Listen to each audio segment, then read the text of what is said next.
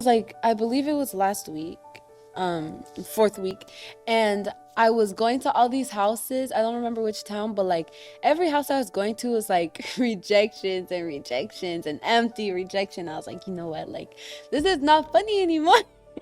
I was upset.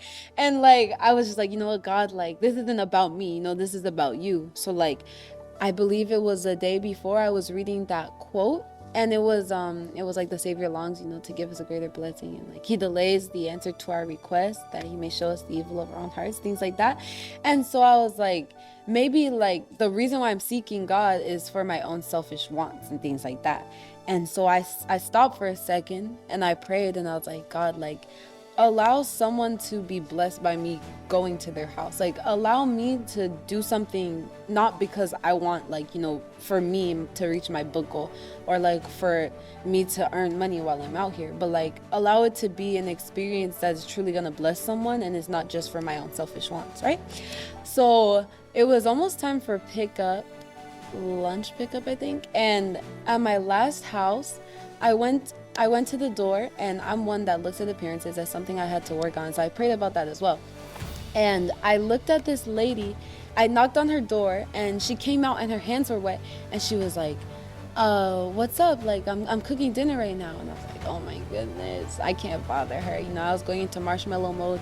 And then I was like, no, I can't do this. And I was like, okay, I'll be really quick. And I was like, these are on a donation. And I just gave a short like talk about a couple of the books, and I just like, flipped through really quick. And she's like, okay, I'll be right back with a donation. And she went inside, and I was like, Lord, please, like I was praying, like let her, either like quick rejection or like, large donation so I can give out more books. And then she came back out, and she handed me, she was like, today's your lucky day. And she handed me $80. And she was like, honestly, I had gotten $80, I believe, like she said, out of the ATM or something like that. And she was like, I was with my friend and I was talking to her, and I was like, I need to find someone to donate this money to. I want to give it to a charity or something.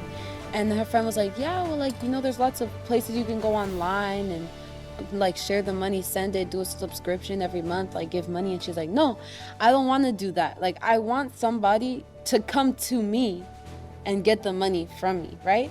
And she was like, she had been praying about it, and she's like, I don't want to have to go somewhere. I want the people that need the money and the donations to come right to my house.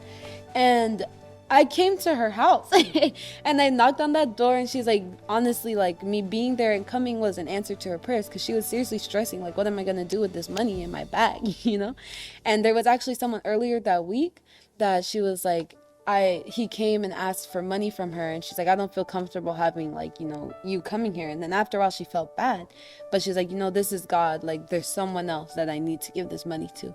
And it was really a blessing to me, because like it showed me that God is working through me, and it's like there's experiences that I'm gonna have, and it's not just because I kept asking and it's like a selfish want.